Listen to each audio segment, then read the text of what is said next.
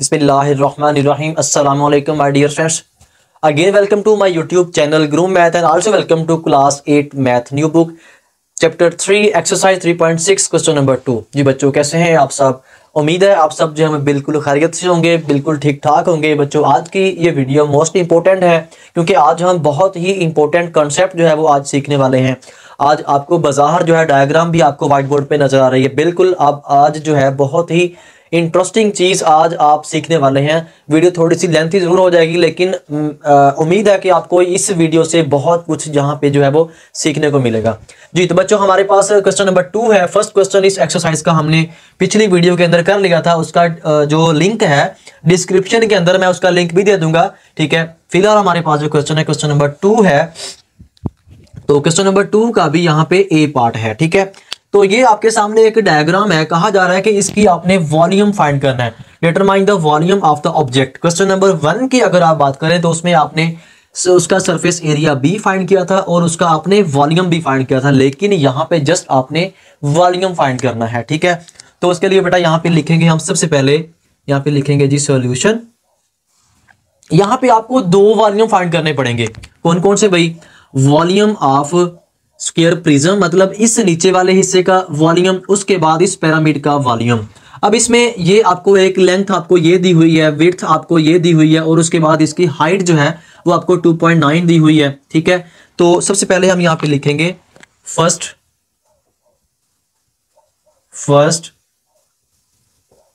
We find volume of square prism. ठीक है, हाँ जी। अब ये इस स्क्वायर प्रिज्म का वॉल्यूम फाइंड करना ये आपने बिल्कुल अच्छे से सीखा हुआ है पिछली वीडियोस के अंदर भी और एक्सरसाइज 3.7 के अंदर भी। तो इसका अगर आपने वॉल्यूम, मैं इसको V1 से डिनोट करता हूँ। V1 इज इक्वल टू, ये होता है length multiply width multiply height. इनको आप लिखें, लेंथ हमारे पास 6.7 है, 6.7 मल्टीप्लाई विड्थ हमारे पास जो है वो 2.9 है, हाइट हमारे पास वो भी 2.9 है, और ये सारी आपको जो मेजरमेंट है ये सारी सेंटीमीटर में दी हुई है। ठीक है, और इनको आपस में आपने कर देना है जी मल्टीप्लाई। इसको अब हम मल्टीप्लाई करते हैं, इनको मल्टीप्लाई करते हैं। 6.7 मल्टीप्लाई बाय 2.9, जो रिजल्ट आया, ये रिजल्ट हमारे पास आया है जी 19.43। इन दोनों फर्स्ट 2 वैल्यूज को मल्टीप्लाई करने से, फिर आप 2.9 से मल्टीप्लाई कर दें इसको, तो हमारे पास जो V1 आएगा, ये इसको मैं आपको यहाँ पे लिख देता हूँ। V1 हमारे पास जो आया मल्टीप्लाई 2.9, ठीक है, तो हमारे पास आएगा 56.3। वॉल्यूम है तो ये होता है हमेशा क्यूबिक फॉर्म में। ठीक है, तो क्यूबिक सेंटीमीटर, ये हमारे पास उसका V1 जो है वो फाइंड आउट हो जाएगा।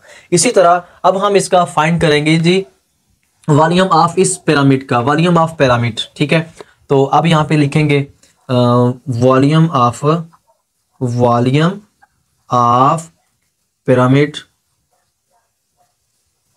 पिरामिड। उसके लिए आप V2 का नाम देंगे इसको। इसका पहले फार्मूला हम लिखेंगे। फार्मूला जो है 1/3 बेस एरिया, इसको मैं लिखता हूं B.A मल्टीप्लाई बाय हाइट। ठीक है, अब बेस एरिया ये तो होगा आपके पास लेंथ मल्टीप्लाई विड्थ। ठीक है, अगर इसको मैं यहाँ पे, चले इस चीज को मैं यहाँ पे इस साइड पे ले आता हूं। V2 is equal to 1/3 base area, ये लेंथ मल्टीप्लाई विड्थ है, ये हमारे पास 6.7 मल्टीप्लाई 2.9। अब ये जो h है ये हाइट है। एक्चुअली ये हाइट कौन सी है?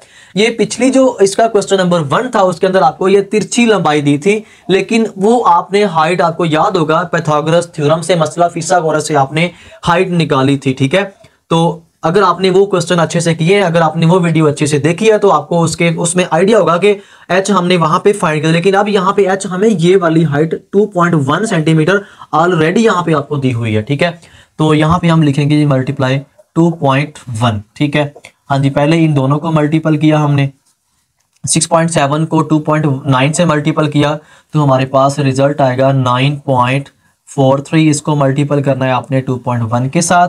अब इन दोनों को मल्टीप्लाई करके आपको इसको 3 पे जो है वो डिवाइड कर दें, तो V2 इज इक्वल टू, ये बेटा हमने करना है जी 19.43 को मल्टीप्लाई करना है आपने 2.1 से, हमारे पास आया 40.803। इसको आपने डिवाइड कर दिया 3 पे, जब इसको 3 पे डिवाइड किया तो हमारे पास रिजल्ट आ गया 3.6, ये हो जाएगा जी क्यूबिक सेंटीमीटर। तो ये हमारे पास V2 आ गया। ठीक है, तो अब आपने टोटल वॉल्यूम फाइंड करना है, तो उसके लिए हम यहाँ पे लिखेंगे जी टोटल वॉल्यूम ऑफ इस शेप का जो टोटल वॉल्यूम है, तो उसको फाइंड करेंगे जी टोटल वॉल्यूम। बेटा अगर आपने अभी तक चैनल को सब्सक्राइब नहीं किया तो काइंडली आप चैनल को भी सब्सक्राइब कर लें ताकि नेक्स्ट आने वाली हर वीडियो आप तक पहुंच जाए। टोटल वॉल्यूम जी V1 प्लस V2। अब आपने V1 और V2 को यहां पे ऐड कर देना है। हाँ जी, V1 हमारे पास था 56.3 प्लस V2 हमारे पास है 13.6। ठीक है, इन दोनों को आपने ऐड कर लेना है। तो इस 13.6 को आपने ऐड करना है जी 56.3। ठीक है, तो ये 69.9, इसका रिजल्ट आ गया 69.901 क्यूबिक सेंटीमीटर। के इस शेप का टोटल वॉल्यूम बेटा हमारे पास फाइंड हो गया। अगर आप 69.901 लिख दें तो भी आपका आंसर ठीक है, अगर आप नहीं लिखते तो इसको हम टोटल वॉल्यूम करके लिख देते हैं।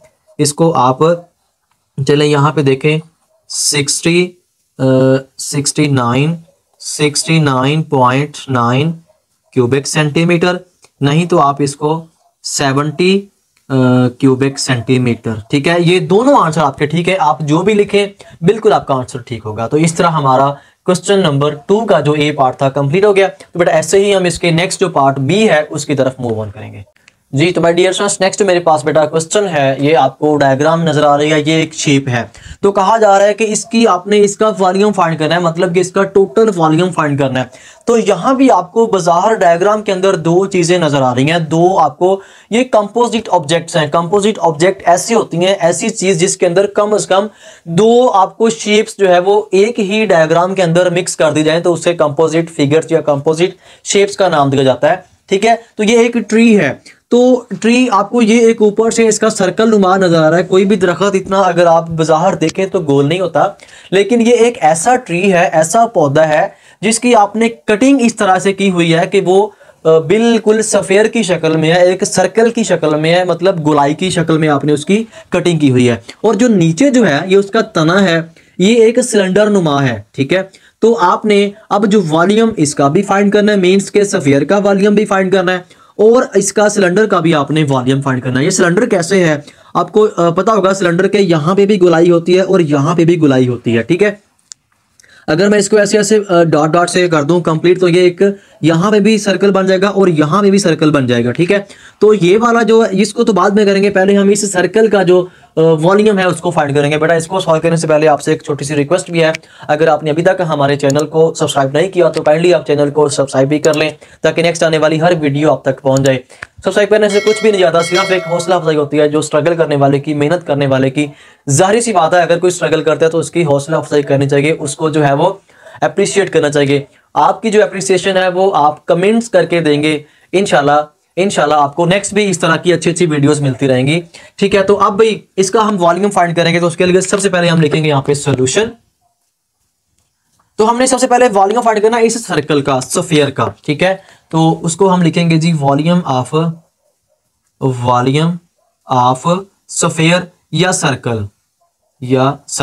अच्छा देखें, ये आपको एक डायमीटर दिया हुआ है। सर्कल का जो वॉल्यूम है उसका फार्मूला होता है, उसे हम V1 से मैं इसको नाम देता हूं 4/3 पाई r क्यूब। ठीक है, अब भाई यहाँ पे ये है 4/3 पाई r cube.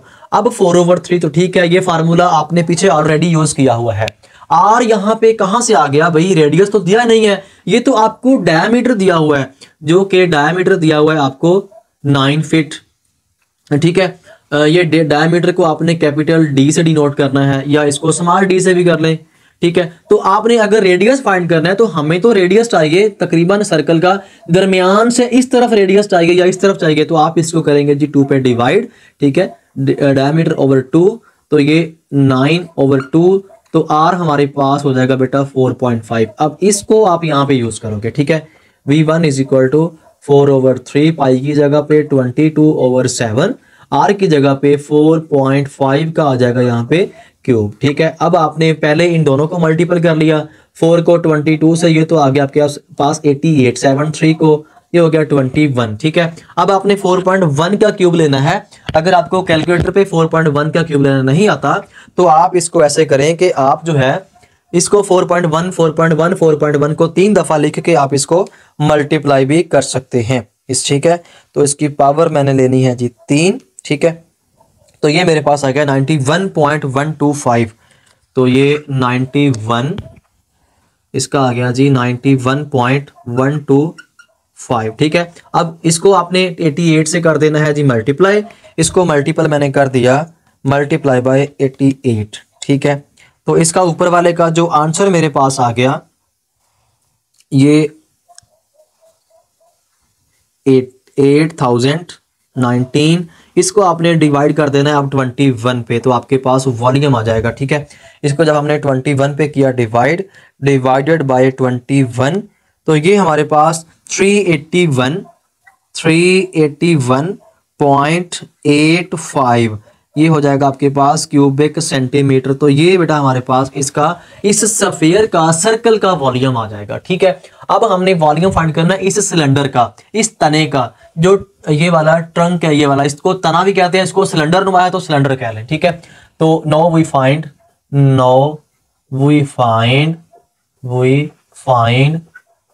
Volume of cylinder. ठीक है, तो सिलेंडर का वॉल्यूम फाइंड करने का फार्मूला होता है, इसको मैं V2 से नाम देता हूं। ये होगा आपके पास पाई आर स्क्वायर, साथ आ जाएगी इसकी हाइट। ठीक है, पाई आर स्क्वायर एच। तो ये इसका फार्मूला होता है बेटा इसका वॉल्यूम फाइंड करने का। वॉल्यूम फाइंड करने का सिलेंडर का जो फार्मूला है वो पाई आर स्क्वायर एच है। अब यहाँ पे भी रेडियस है, ये कहां से हम जो है वो यहाँ पे सॉल्व करेंगे, लेकिन आपको ये वाली चीज दी हुई है, ये भी एक्चुअली डायमीटर ही है। इसको भी आपने क्या करना है, इसको आपने 2 पे डिवाइड करना है। 1.5 को आपने कर देना है जी 2 पे डिवाइड, तो हमारे पास रेडियस आ जाएगा 0.75। ये रेडियस हम यहाँ पे यूज करेंगे। अब एच हाइट कौन सी है, ये वाली इसकी हाइट है 8 फीट। ठीक है, तो V2 इज इक्वल टू पाई की जगह पे 22/7 और 0.75 का स्क्वायर, साथ h हमारे पास आ जाएगा जी 8। ठीक है, तो V2 इज इक्वल टू 0.75 का लिया हमने स्क्वायर, 0.75 का स्क्वायर लिया तो ये आ गया 0.56। ठीक है, तो ये 22/7, इसको मल्टीपल किया तो 0.56। ठीक है, अब इसको हमने मल्टीपल करना है 8 के साथ, इसको मल्टीपल करना है 8 के साथ, और फिर उसको हमने मतलब ऊपर वाली तीनों वैल्यूज को आपस में मल्टीपल कर दे। मल्टीपल किया हमने 8 के साथ, तो ये मेरे पास आ गया 4.5। फिर इसको अपने मल्टीपल किया 22 के साथ, मल्टीप्लाई बाय 22, 99 आ गया। ठीक है, तो 99 का आपने 7 पे कर देना है डिवाइड। जब आपने इसको डिवाइड किया तो हमारे पास जो वॉल्यूम आ जाएगा बेटा आफ्टर डिवीजन, इसका रिजल्ट आएगा 14.14। तो जाहिर सी बात है सेंटीमीटर में है तो ये क्यूबिक सेंटीमीटर। इस तरह इसका वॉल्यूम आपके पास ये वाला सफेयर का सर्कल का आ गया, और ये वॉल्यूम आपके पास आ गया है जी इस सिलेंडर का। अब इन दोनों को आपने ऐड कर देना है, तो हमारे पास टोटल वॉल्यूम जो है वो आ जाएगा। तो इसको अगर मैं यहाँ पे मेंशन करूं, टोटल वॉल्यूम, ठीक है, V1 प्लस V2, इन दोनों वॉल्यूम्स को आप कर दें ऐड जी। अब इन दोनों को आपने ऐड किया V1 प्लस V2, तो V1 हमारे पास है 381.85 प्लस V2 हमारे पास है 14.14। ठीक है, इनको बेटा आपने कर देना है जी प्लस टोटल वॉल्यूम। तो हमारे पास जो टोटल वॉल्यूम आएगा इसको आपने प्लस किया 381.85, तो भाई हमारे पास जो टोटल आ गया 395.99 क्यूबिक सेंटीमीटर। तो ये हमारे पास इसका टोटल वॉल्यूम आ गया। अगर आप ये ना भी लिखना चाहें तो टोटल वॉल्यूम आप ये भी लिख सकते हैं, इसको राउंड ऑफ करके 396 क्यूबिक सेंटीमीटर। तो आपका नीचे वाला आंसर भी ठीक है, आपका ऊपर वाला आंसर भी बिल्कुल ठीक है। ठीक है, तो इसके साथ ही बेटा ये जो आंसर पीछे दिए हुए हैं ना स्पेशली वॉल्यूम्स के, तो ये पीछे रॉन्ग दिए हुए हैं, तो ये आपके एग्जैक्ट आंसर हैं। बुक के पीछे जो आंसर है ये रॉन्ग दिए हुए हैं। तो इसके साथ ही बेटा मुझे बहुत सारी दुआ में याद रखिएगा। इंशाल्लाह हम नेक्स्ट मिलेंगे नेक्स्ट वीडियो में, इनके नेक्स्ट जो है वो क्वेश्चन के साथ। वीडियो अच्छी लगी वीडियो को लाइक कीजिएगा। अल्लाह हाफिज़।